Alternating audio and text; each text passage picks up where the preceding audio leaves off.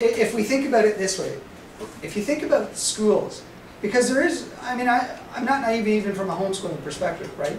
You can't say that all children would be better off in a home than they would be, because there are abusive homes where children are being abused, right? Yeah, that's what I mean, like there's that argument too. Right, and that's where I was sort of going to address that. So Is that working for many though, Carlos? No, most people I think are not benefiting from homeschooling, even the one, or from schooling, even the ones that are successful. And let me just share with you how it works out.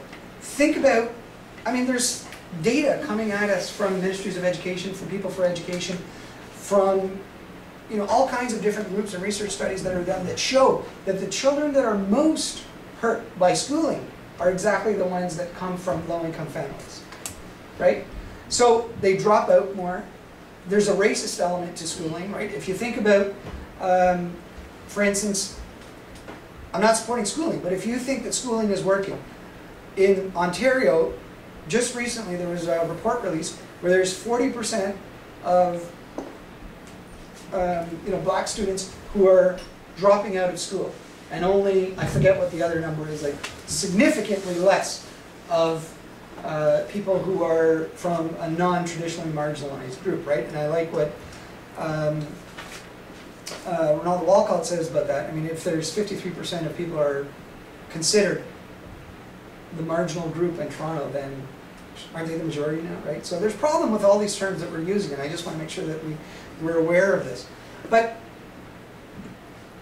so think about even in your own context, in your own schools, in your own classrooms. Those who come from traditionally more affluent families are probably the ones in your class that are getting level 4s. And then the level 3s, the level 2s, and the level 1s.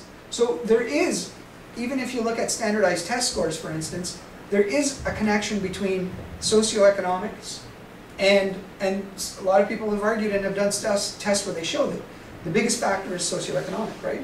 So this makes it, I think, even more problematic for me. That the reason why these children are getting level 1s are not because they're not capable of doing the work, or not because there's something deficient, but it's an out-of-school factors are resulting in them getting these types of grades.